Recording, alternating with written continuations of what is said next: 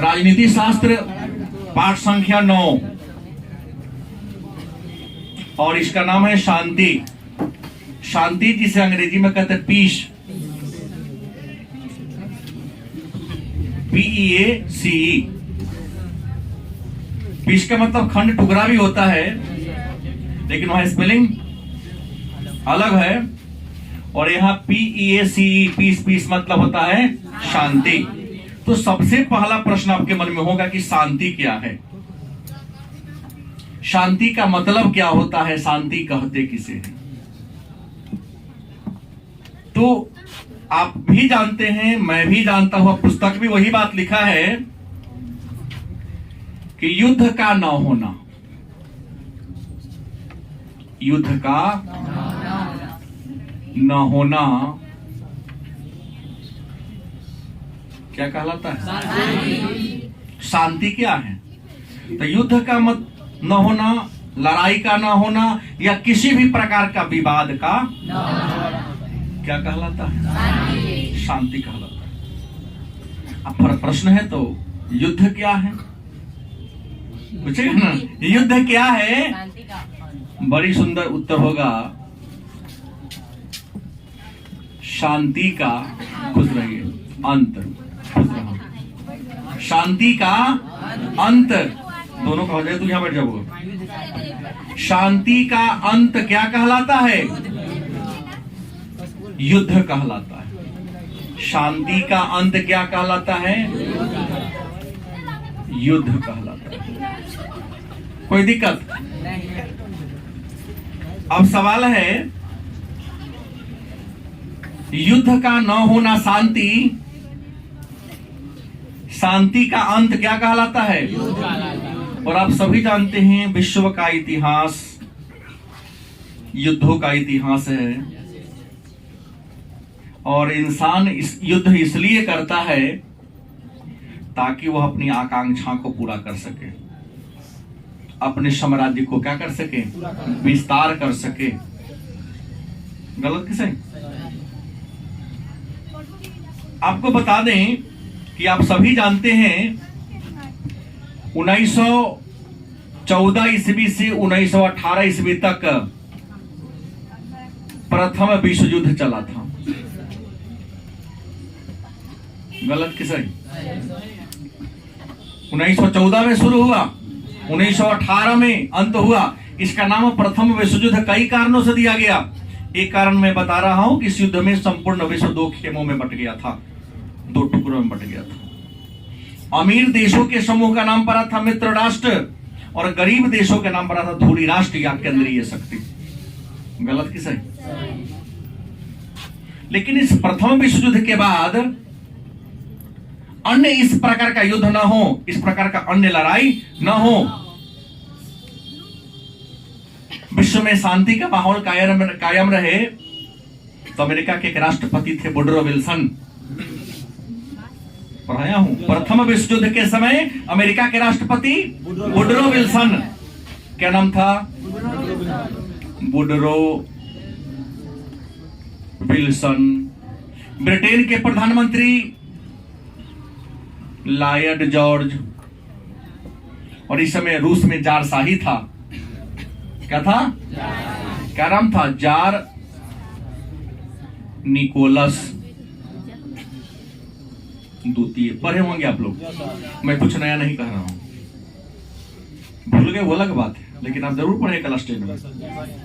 रूसी क्रांति 1917 में हुई थी, 1914 से 18 में 17 आता है ना। युद्ध बड़ा भयानक हो गया था, संपूर्ण विश्व 2 खेमों में बट गया था। पहली बार ऐसा मौका आया था जब बम गिराने के लिए हवाई जहाज का प्रयोग किया गया था, घातक हथियार का प्रयोग किया गया था।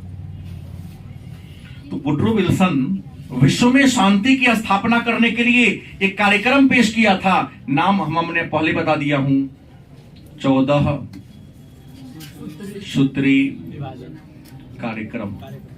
कल ही परसों तो लिखाए थे। इसी 14 सूत्री कार्यक्रम में विश्व में शांति व्यवस्था को स्थापित करने के लिए वुडरो विल्सन ने एक शब्द दिया था, राष्ट्र संघ, अंग्रेजी में लीग ऑफ नेशन। तो प्रथम विश्व युद्ध की समाप्ति के बाद विश्व में शांति व्यवस्था को कायम रखने के लिए अमेरिका के राष्ट्रपति वुडरो विल्सन के प्रयास से, अब छो को बैठेगा सब, हटाएंगे नहीं, वुडरो विल्सन के प्रयास से एक नई संस्था का सृजन किया गया। मैनेज करो, लिखाएंगे उस समय मैं हटा लूंगा, वो सबको अपने हट जाएगा। एक संस्था का, दोनों में गड़बड़ा जाएगा फिर। राष्ट्र संघ की स्थापना हुई। क्या स्थापना हुई? कब हुई? आप जानते हैं कि 10 जनवरी 1920 ईस्वी को राष्ट्र संघ की स्थापना हुई। गलत सही? लेकिन एक बात जानते हैं कि प्रथम विश्व युद्ध के बाद, हाला नहीं, टॉपिक के नाम के अनुसार काम कीजिए, आप लोग अच्छा लगेगा।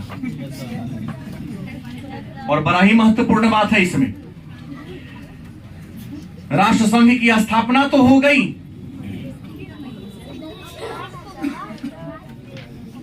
लेकिन हो गया, बैठ गए ना, राष्ट्र संघ की स्थापना की गई, लेकिन एक बात यहां पर आया। बात क्या आया? प्रथम विश्व युद्ध के बाद एक अपमानजनक संधि की गई थी, नाम सुना होगा ना आप लोगों ने। उस संधि का नाम था वर्साई की संधि। गलत है सही? 1919 ईस्वी में वर्साई की संधि हुई थी। क्या जी? वर्साई की संधि को अपमानजनक संधि, आरोपित संधि कहते हैं। इस संधि के द्वारा प्रथम विश्व युद्ध का सारा खर्च मित्र राष्ट्रों ने जर्मनी पर लाद दिया। क्या जी? परिणाम क्या हुआ? जर्मनी में तानाशाह का प्रादुर्भाव हुआ, जिसका नाम क्या था? हिटलर। क्या नाम था? उडोल्फ हिटलर इनका नाम है। इनके जीवन चरित्र का नाम है मेन कैम्प, हमारा संघर्ष। हिटलर का प्रादुर्भाव हुआ। राष्ट्र संघ की स्थापना 10 जनवरी 1920 को इसलिए की गई कि भविष्य में इस प्रकार का युद्ध नहीं होगा, और विश्व के सभी देश इसका सदस्य बन गया। लेकिन बनाने वाला अमेरिका ही इसका मेंबर नहीं बना, रूस ही इसका मेंबर नहीं बना, धनी धनी देश नहीं बना। और जो देश इसका मेंबर नहीं बनेगा, इसके सिद्धांत को क्यों फॉलो करेगा? गलत कि सही? तो उसने क्या किया? राष्ट्र संघ की स्थापना तो हुआ, युद्ध का सारा खर्च जर्मनी पर लाद दिया गया। हिटलर तो घायल अस्पताल में पड़ा हुआ था। उसने जैसे बात को सुनी, उससे बड़ा तकलीफ हुआ। अस्पताल से निकला, प्रथम विश्व युद्ध में सेना के रूप में काम किया था, लेकिन जर्मनी के साथ जो संधि हुई थी, अपमानजनक संधि, वर्साई की संधि, इससे दुखी होकर सत्ता को अपने पक्ष में करने के लिए धीरे धीरे ताकत इकट्ठा करने लगा। पहले जर्मन वर्कर्स नामक पार्टी को ज्वाइन किया, उसके बाद अपना एक अलग पार्टी बना लिया, और हिटलर के पार्टी का नाम था नाजी पार्टी। क्या जी? इसके विचार को नाजीवाद कहते हैं।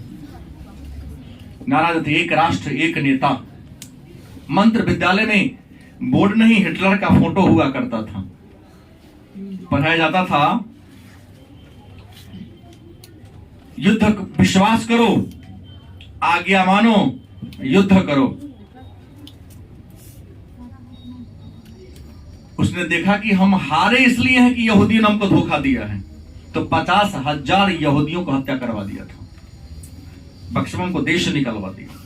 और ये जो राष्ट्र संघ थी, चुनाव लड़ा, चुनाव में हालांकि कम सीट आया, सब जानेगा इसकी सरकार नहीं बनेगी, फिर भी सत्ता में आवे करेगा ही। हारने के बाद इसके हाथ में सत्ता सौंपा गया, सारा पावर अपने हाथ में कर लिया।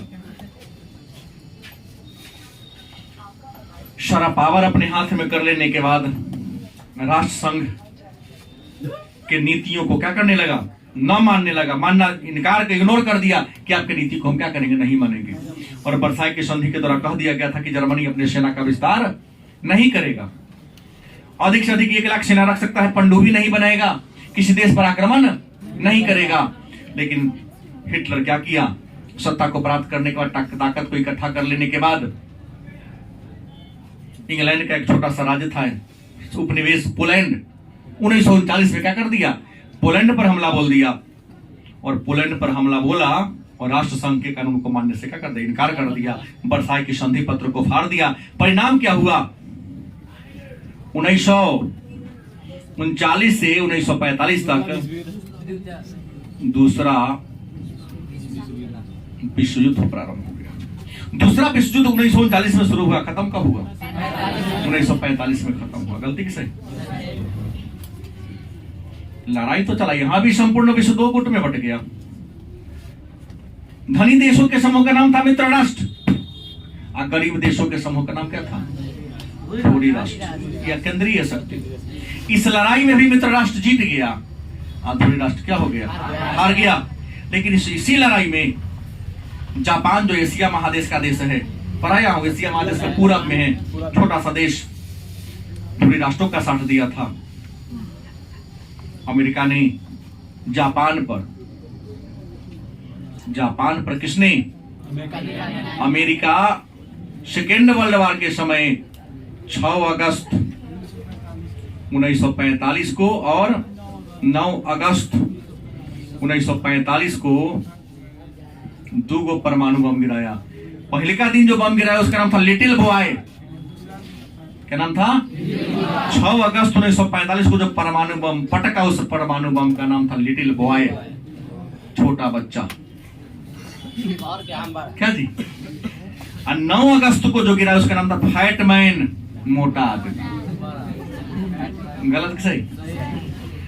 और 6 अगस्त को जिस शहर पर गिराया गया उसका नाम था हिरोशिमा। और 9 अगस्त को नागासाकी शहर वहां हुआ।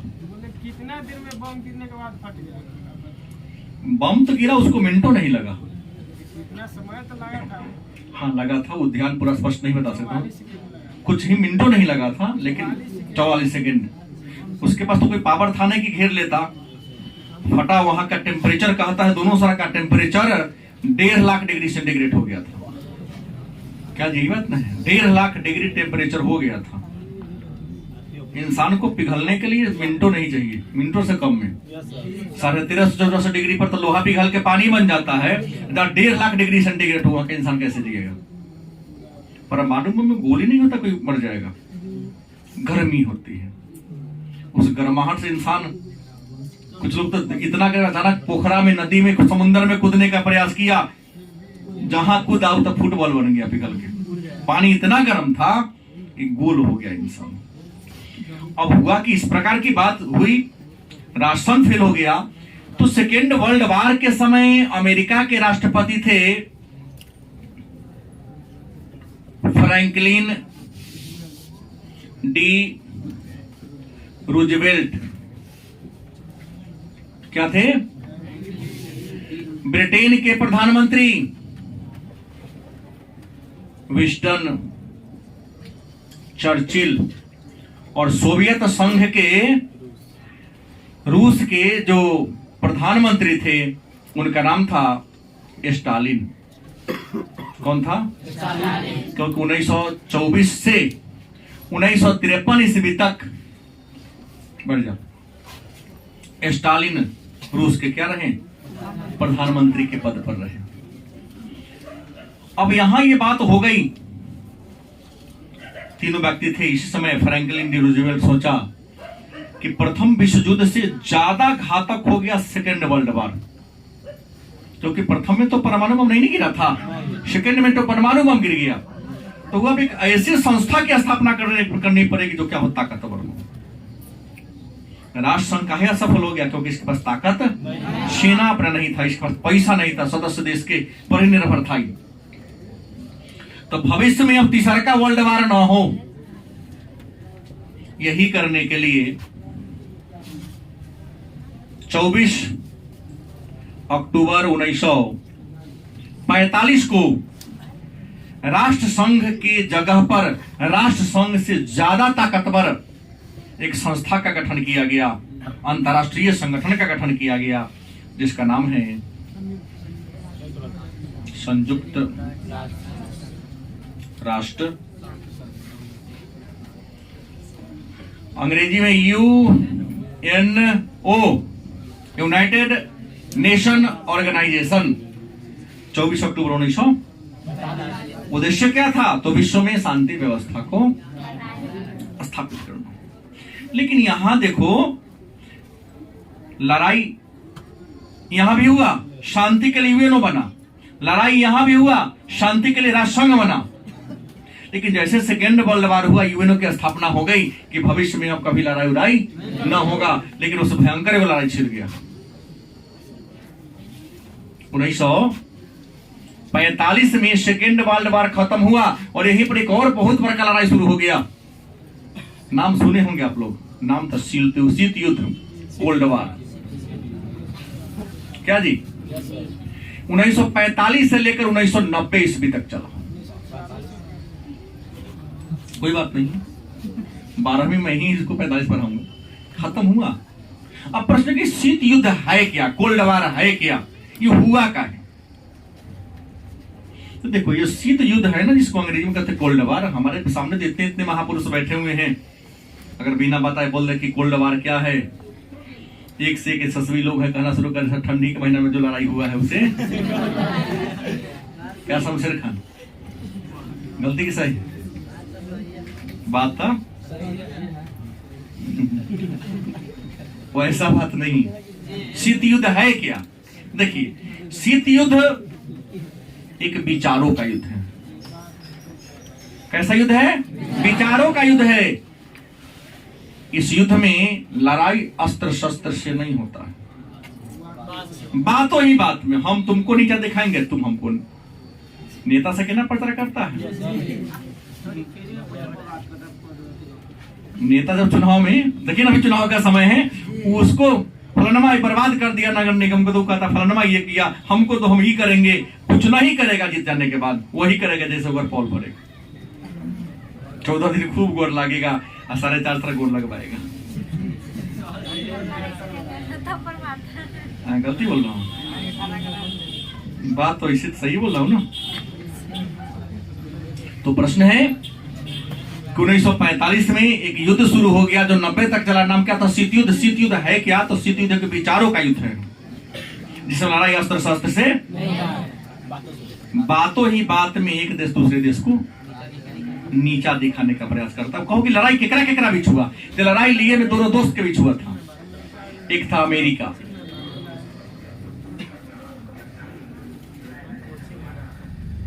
पूर्व सोवियत संघ। जो लड़ाई हुआ दो देश के बीच हुआ। नाम क्या था? अमेरिका का पूरा नाम यूएसए। क्या जी? United State of America. रूस का आज नाम रूस है, आज नाम क्या इसका है? लेकिन पहले नाम क्या था? 1991 से पहले इसका नाम था पूर्व सोवियत संघ, अंग्रेजी में यूएसएसआर। रूस का ही नाम था। घमासान युद्ध हुआ। लड़ाई का कारण क्या था? तो लड़ाई के 1945 के बाद इंग्लैंड का प्रभाव धरती पर से क्या हो गया? घट गया। गेट लगा दीजिए। संपूर्ण भूमंडल पर हर महादेश में इंग्लैंड का राज था। कहा जाता था कि अंग्रेजों के शासनकाल में कोई सूरज डूबता नहीं था। 1945 में सेकेंड वर्ल्ड वार की समाप्ति के बाद इंग्लैंड का प्रभाव क्या हो गया? खत्म हो गया। बहुत देश इंग्लैंड से क्या हो गया? आजाद हो गया। तो अमेरिका सोचा क्यों ना हम सब पर अपना दबदबा जमा ले। दोनों दोस्त था, तो तू कहीं जमाएगा, हम कहीं जमाए। अमेरिका चाहा कि संपूर्ण देश में कौन विचार हो? पूंजीवाद। कौन बात? पूंजीवाद। आप पूर्व सोच सोचा कि साम्यवाद। लड़ाई का रीजन क्या था? कि अमेरिका चाहता था कि संपूर्ण विश्व में पूंजीवादी विचारधारा चले, सब देश पूंजीवाद को अपना ले। रूस सोचा कि साम्यवाद। इसी अपने अपने विचारधारा को विश्व पर थोपने के लिए दोनों लड़ लिया। इसी लड़ाई को क्या नाम दिया गया? क्या नाम दिया गया? तो कहा ना शीत युद्ध कैसा लड़ाई है? विचार का लड़ाई है। अमेरिका का विचार था कि पूंजीवाद चले, रूस का विचार था। अब मन में एक प्रश्न होगा कि सर ये पूंजीवाद है क्या? कौन चिड़िया का नाम है? रियल में कहोगे तो 12वीं की ओर चल रहे हैं। 12वीं के सेकंड पॉलिटिकल साइंस में ही टॉपिक पढ़ना है। तो शीत युद्ध नाम से दो टॉपिक है।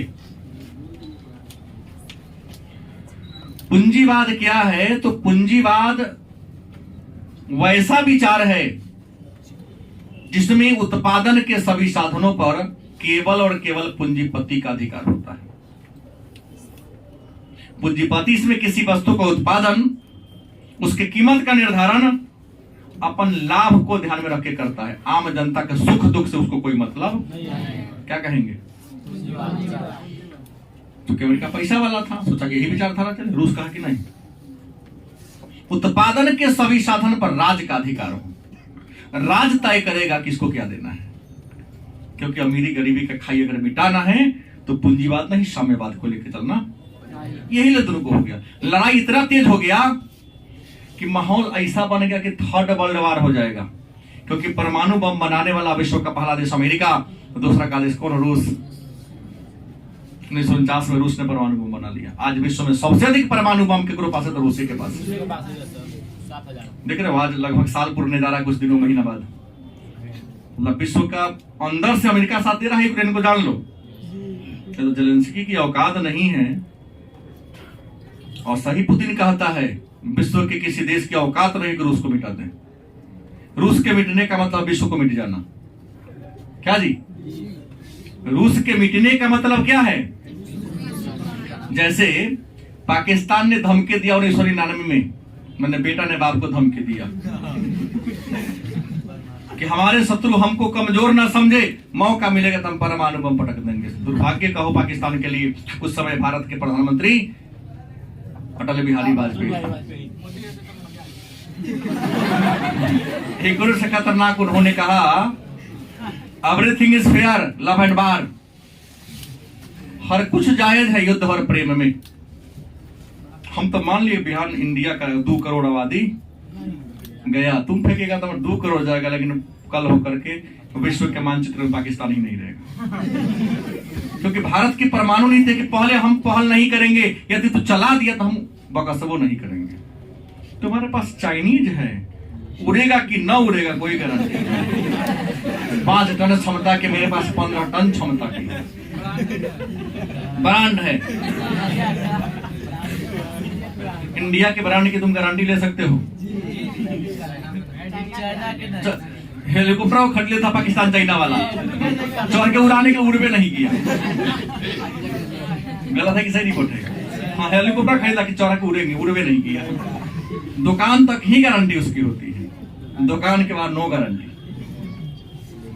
खैर, मुद्दे पर आइए। स्थिति ये आ गई कि अब थर्ड वर्ल्ड वार हो जाएगा। सोच लो, आज वर्तमान समय की बात करें तो विश्व के 9 गो ऐसा देश है जो परमाणु संपन्न है, परमाणु हथियार से लैस 9 गो देश। उनमें 3 गो थोड़ा एशिया महादेश में, भारत, पाकिस्तान, चीन। जापान को यहाँ छोड़ दिए, 4 गुण हो गया। हाँ, नहीं खींचे हैं, छोड़ कह दिए। उधर रूस अमेरिका ये सब तो है, फ्रांस है ही। खैर आइए, परमाणु ऊर्जा अलग चीज है, परमाणु हथियार अलग चीज है। अब साम्यवाद का विचार हुआ, युद्ध बहुत खतरनाक होते जा रहा था, मोड़ लेते जा रहा था। लेकिन नया बात आया 1970 के दशक में। 1963 में अमेरिका के राष्ट्रपति और ब्रिटेन के राष्ट्रपति, अमेरिका के राष्ट्रपति और रूस के राष्ट्रपति के बीच समझौता हुआ। उस समय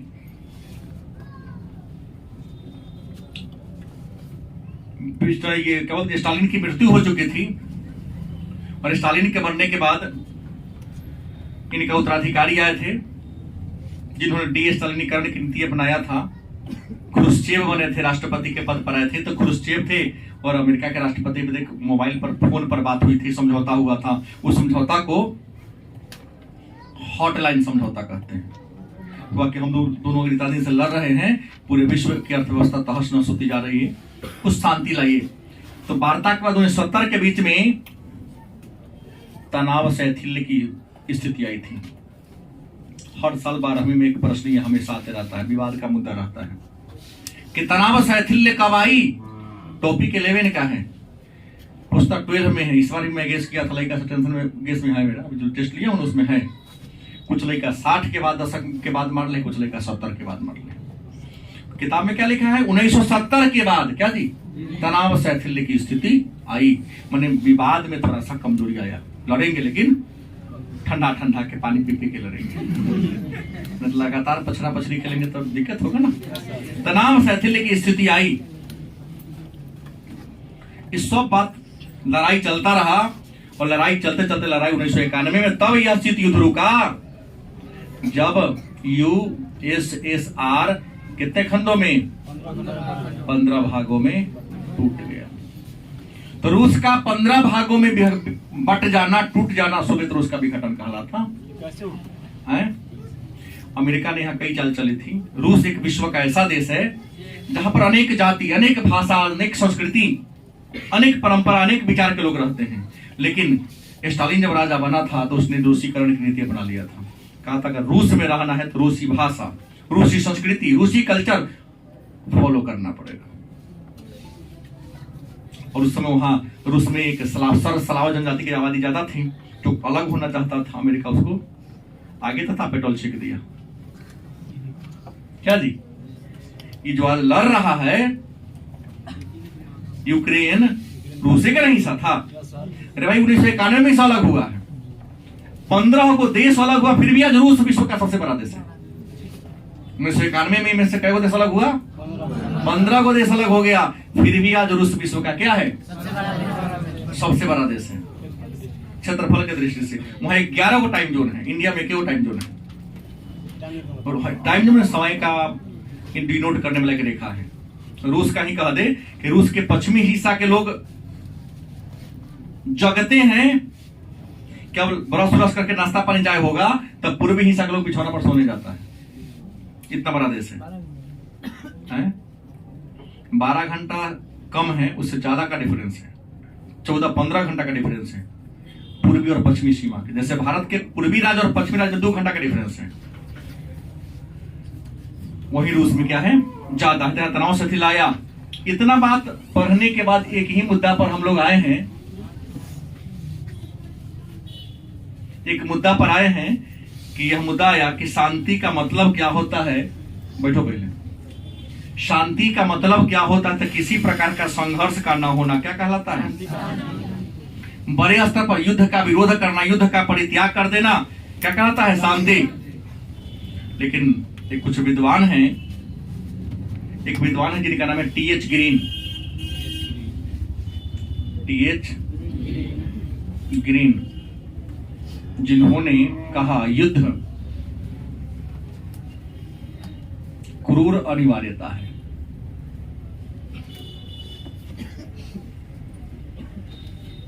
युद्ध को क्रूर अनिवार्यता नाम किसने दिया? टीएच ग्रीन ने कहा कि युद्ध नहीं होगा तो इंसान को आगे बढ़ने का मौका ही नहीं मिलेगा। युद्ध भी अब जरूरी मतलब युद्ध मतलब लड़ाई से नहीं, भूखमरी से युद्ध हो, अशिक्षा के विरुद्ध युद्ध हो, क्या जी, जीवन में आगे बढ़ने के लिए युद्ध हो। विद्यार्थी पढ़ रहा है, वो 10 नंबर लाया, वो संघर्ष करेगा, हम उसे 11 नंबर लाएंगे। यह भी एक प्रकार का युद्ध ही है ना। इसलिए युद्ध मानव जीवन के लिए अनिवार्य, क्रूर अनिवार्यता है, क्योंकि जिसको त्याग देगा, हाँ, युद्ध का मतलब हथियार से न हो। तो युद्ध को क्रूर अनिवार्यता किसने कह दिया? तो हमने इस बात को पढ़ा कि शांति के लिए क्या क्या होना चाहिए, और विश्व में शांति व्यवस्था को लाने के लिए 1952 में एक और संस्था आई थी, निःशस्त्रीकरण आयोग।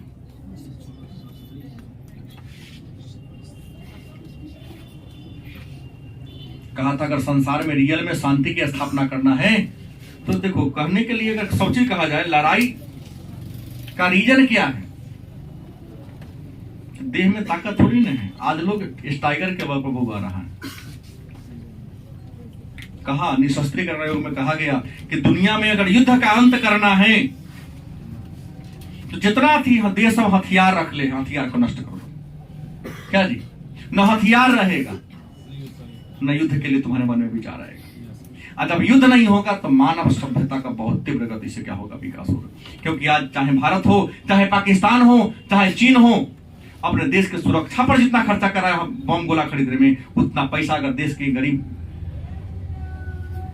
वर्ग के कल्याण पर लगा तो देश कहां से कहां चल जाएगा। गलत कि सही? तो कहा कि निःशस्त्रीकरण आयोग आया, कहा हटा दिया जाए, तब जाके विश्व का क्या होगा, कल्याण होगा, मानव सभ्यता का विकास होगा। लेकिन होने वाला है आया सीटीबीटी आया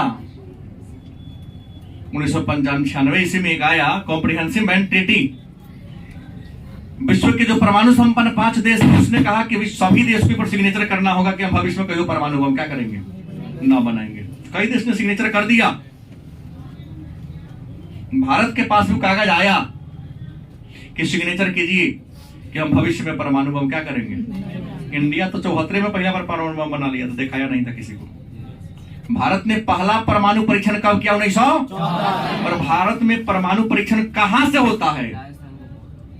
तो राजस्थान के पोखरण नामक टोका देगा ना, हर दिन सोता है तू, क्या स्थिति है? आगे बैठल है बगल में। मन में प्रश्न क्या है? हमने कहा आपको क्या चर्चा क्या कर रहा था मैं आपको? परमाणु 12वीं में हर साल पूछता है कि भारत ने अपना पहला परमाणु परीक्षण कब किया? 1900। परमाणु का परीक्षण किस राज्य में होता है? किस शहर में? पोखरा नहीं, पोखरन। और भारत ने अभी तक कितने बार परमाणु परीक्षण किया है? पहला 1900, दूसरा 1998। 1974 में पीएम कौन थी? श्रीमती इंदिरा गांधी। 98 में कौन थे? अटल बिहारी वाजपेयी थे। 1974 में जो परमाणु परीक्षण हुआ था उसका कोड था, पासवर्ड स्माइलिंग बुद्धा। चुरा के किए थे। लेकिन अटल बिहारी वाजपेयी जब आए, चुरा के नहीं, सबको कह के कहा करने जा रहा हूं, हिम्मत है करना है तो कर लो। शक्ति परीक्षण नाम दिया था। क्या नियम था? कि मैं भी अपने शक्ति परीक्षण करने जा रहा हूं, क्योंकि जब आया भारत के पास वो कागज की सिग्नेचर के लिए कि हम परमाणु बम नहीं बनाएंगे, तो हमारे प्रधानमंत्री ने कहा कि मैं सिग्नेचर तो धमकी दिया इसको, सारा खर्चा पानी रोक देंगे, कर्जा वर्जा दे पे नहीं करेंगे, कुछ नहीं सहायता करेंगे। कहा कि इतना मेरे पास है कि तू नहीं देगा हमारा काम खिंचाएगा। अरे हमारा पास है तब ना 2 रुपए किलो चावल गेहूं दे रहे हैं अपनी जनता को। अमेरिका जाओ ना, देखो खदान संकट से गुजर रहा है। 1960 के दशक था जब मजबूर करके PL 480 एक्ट के तहत हमको गेहूं दिया था। आज स्वयं खदान की समस्या से गुजर रहा है। फेंकवा दिया लेकिन दिया नहीं दिया। समझौता करो, गिराओ तब देंगे। तो कभी हम उसका फॉलो किया, आज वो मेरा फॉलो, हमारा ये कर रहा है। ये तो नियति है, समय है। तो प्रश्न ये मैं कह रहा था कि भारत ने कहा मैं इस पर क्या करूंगा, सिग्नेचर नहीं करूंगा, क्योंकि यह भेदभावपूर्ण है। क्योंकि हमारा पड़ोसी चीन है, उसके पास क्या है? परमाणु बम है। हमारा पड़ोसी कौन है? पाकिस्तान है, उसके पास क्या है? देखा नहीं लेकिन है। अगर हमारा पास ना होगा, झगड़ा होगा तो कहेगा कि उड़ा देंगे। तो हम बनाएंगे इसलिए क्योंकि मेरे पड़ोसी के पास काहे चिन्ह नहीं करता कि हमरा से कमजोर भारत नहीं है। बोल इतना मारा है फट्टा से, इतना मार मारा है जगह हिसाब वीडियो वायरल हो गया। अब अपने आप को बचा रहा, हमारा पीठ मजबूत है, हमको कुछ नहीं हुआ। अरे मारा खाया ना। अब विश्व का कोई देश चीन के पक्ष में नहीं बोला, कहा कि तुम्हारी निंदा किया है सबने, तो बार बार सिग्नल तोड़वे करता है। कहा सीमा में घुस गया, जहां घुसा था वहां पर बंदूक सीमा ही को नहीं रखना है, लेकिन हाथ से, लात से, जूता से, फट्टा से, पीट से, फट्टे से भोंक रहा था, खूब पीटा। तब 50 से 60 को 300 को पीट दिया ना। नहीं, नियम है। कुछ ऐसे जगह है अंतरराष्ट्रीय सीमा जहां आर्मी को बंदूक नहीं चलाना है। जैसे सिक्किम वाला बॉर्डर पर रखेगा कि अंतरराष्ट्रीय कानून है ना। जैसे हमारे भारत के एक पकड़ाए थे अभिनंदन, कहां गिरा? पाकिस्तान में। देखा तो इसको लगा इंडिया समझ के देखा तो जरा घसवाहा है, लगा इंडिया में हिंदुस्तान जिंदाबाद, तो पकड़ लिए थे, इंडिया आ गया। इमरान खान से धोखा से कहा गया कि इंडिया का एक आर्मी हमारे यहाँ पकड़ा गया है, सुरक्षित है वो, लेकिन कुछ पीट पाट दिया था उसको, अभिनंदन को। नियम है, अगर कोई पकड़ा जाता है कह देगा कि मैं क्या हूं, आर्मी हूं, तो उसको मारना नहीं है। नियम है। जिनेवा समझौता में कहा गया है अगर अभिनंदन को मार दिया जाता, क्योंकि सकार लिया सबके सामने कि मैं क्या हो, तुम चेहरा से नहीं बुझाता है, लेकिन माथा पर शेर का फोटो लगा हुआ है, क्या होगा? इंडियन शेर है, जवान है। टॉर्चर किया गया लेकिन दिखाया नहीं। नरेंद्र मोदी कुछ बोले नहीं बोले। कुछ जानते हैं कि पाकिस्तान, इमरान खान तो क्या, उसे तो बीत गया होगा, वो लौटाएगा। शांति से थे, क्योंकि जेनेवा समझौता में कहा गया कि अगर हमारा सामान्य आम नागरिक पकड़ाएगा तो अलग रूल है, लेकिन जवान जो होता है देश की सुरक्षा के लिए होता है, उसके देश का भी हमारे यहाँ पकड़ाएगा, कह देगा कि जिंदा रहेगा कि मैं आर्मी हूं, मारना उसको ये ना कि उसके लिए नियम है, सबके लिए नियम है। पहले कहा नहीं है, लेकिन वीडियो वायरल हो चुका था। बाद में कहा कि है, मैं कल तक क्या करूंगा, लौटा दूंगा। लौटाया क्या? तुमको स्वयं आके भेजना पड़ेगा। पकड़ा क्या है? लौटाया कि ना लौटाया? आके हो लंबा लंबा तो मुझता ही कहा हम तो BMW को कोई 800 से उड़ाए हैं, कहीं राफेल रहता तो कराची तक पहुंचा देते। वो खानदान में और सब बड़े बड़े पदाधिकारी हैं। हम वो तो इंदिरा गांधी जिस समय थी पीएम, उस समय का विमान खरीदा हुआ था, उससे इतना पुराना विमान से गया था। नया मॉडल रहता, हाइब्रिड मॉडल रहता तो कराची तक जाके पटक के चलाता। वो उसको भी चलाने के लिए कलेजा चाहिए ना, घुस गए उसके सीमा में, क्या पता कौन मिसाइल दाग दिया। तो प्रश्न है कि शांति के लिए क्या करना होगा? तो शांति के लिए करना क्या होगा? एक बार डालिए, युद्ध करने से पहले युद्ध के परिणाम को जानना पड़ेगा, क्योंकि हम सब जानते हैं कि युद्ध का परिणाम हमेशा विनाश होता है। अगर ये सोच लिए तो कभी लड़ाई करवे नहीं कीजिएगा। दूसरा, युद्ध से किसी प्रकार का लाभ नहीं होता है, हर विद्यार्थी को दिमाग में पढ़ाना पड़ेगा, युद्ध से हमेशा अशांति ही होता है। तीसरा, सबको घोषणा करना पड़ेगा कि हम युद्ध का परित्याग करते हैं। गलत किसे? एक लाठी लेके आ रहा हम यहाँ नहीं खड़ा हो जाएंगे, अगर हिम्मत है मार देगा, ना मारेगा, अगर लाज लगेगा मारने में। अरे हमारे हाथ में लाठी, अगर हाथ में कुछ होना है, तुम भी लाठी लेके जाएगा तो पीटेगा तो। और वो लाठी लेके आ रहा है तो खड़ा हो जाओ, ठीक है, तेरा मन मारेगा, मार ले, ना मारेगा वो। सही बोलो, गलत नहीं बोला। हम कहेगा मार देगा, लेकिन मारेगा नहीं, क्योंकि उसके अंदर भी एक मानवता है कि निहत्था है, इस पर वार नहीं करना है। इंडिया के अंदर नहीं होता है, अकेतना के अंदर ना होता है। इसके अलावा हमें अंतरराष्ट्रीय संगठन बनाना पड़ेगा, जैसे बना है ना, पहले राष्ट्र संघ बना, कौन बना है? संयुक्त राष्ट्र संघ बना है। निशस्त्रीकरण बनाना होगा, सब देश को ये करना पड़ेगा कि हथियार रखबे नहीं करेंगे। अगर सब यह सोच ले हथियार नहीं रखेंगे, लड़ाई होगा नहीं होगा। इसलिए बन गया 1952 में निशस्त्रीकरण आयोग बन गया, लेकिन फॉलो कोई नहीं। इसके अलावा एक प्रतिबंध की घोषणा करनी पड़ेगी कि हर देश अधिक से अधिक कितना हथियार रख सकता है। आज तो कोई सीमे नहीं, आप कितना सेना रख सकते हो, कितना हथियार रख सकते हैं, इसकी कोई सीमा। तो जितना पैसा वो खरीद कर रख ले, हथियार के होर में चल रहा है। और एक अंतरराष्ट्रीय कानून बनाना पड़ेगा। इस कानून के तहत अगर कोई उल्लंघन करता है तो त्वरित कार्रवाई करना होगा। पाकिस्तान तो साल में सैकड़ों बार सीज फायर करता है। ना बुझे बात, सीज फायर तो बुझते हैं कि बंदूक साफ कर रहे थे, गोली छूट गया। जब से नरेंद्र मोदी बने हैं दूसरी टर्म में, अब सीज फायर होता ही नहीं। अब कहां बंदूक बंदूक साफ करता है?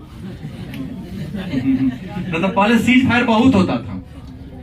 अब कुछ सेना से मुलाकात हमारी होती, कहता ना अब बड़ी स्थिति हमारी ठीक ठाक है। तब कश्मीर तो बड़ी दुर्दशा हुआ करता था, पहले मारता था सब, लेकिन अब हिसाब किताब करना नहीं है। जरूर गड़बड़ ठोक दो सीधा, हिसाब किताब देना थोड़ी ना। तब उसके बाद एक विश्व सरकार बनाना पड़ेगा, जैसे हर घर का एक गार्जियन होता है, हर देश का एक नेता होता है, ऐसे ही संसार में एक सरकार बनाना होगा जिसका शासन संपूर्ण विश्व में हो। इसके अलावा पृथ्वी पर शांति लाना पड़ेगा, और विश्व में सबसे पहले पृथ्वी पर शांति लाने का संदेश 1963 में पोप जॉन 13वां ने दिया था कि विश्व में को अगर विकास करना चाहते हैं तो पूरे पृथ्वी पर क्या लाना पड़ेगा? शांति लाना पड़ेगा। और दूसरा बात, स्वार्थ को त्यागना पड़ेगा। और सत्ता को संतुलन भी बनाना पड़ेगा। किसी देश को ताकतवर ज्यादा बनने मत देना पड़ेगा, जैसे आज अमेरिका, रूस, चीन बना हुआ है, क्योंकि ताकतवर देखा गया है मत्स्य न्याय कि हमेशा बड़ी मछली छोटी मछली को खाती है। तो किसी देश को इतना ताकतवर नहीं बनने देना होगा, गरीब देश को सताए। शक्ति का संतुलन करना पड़ेगा, विचारधाराओं का आपस में मिलाना पड़ेगा।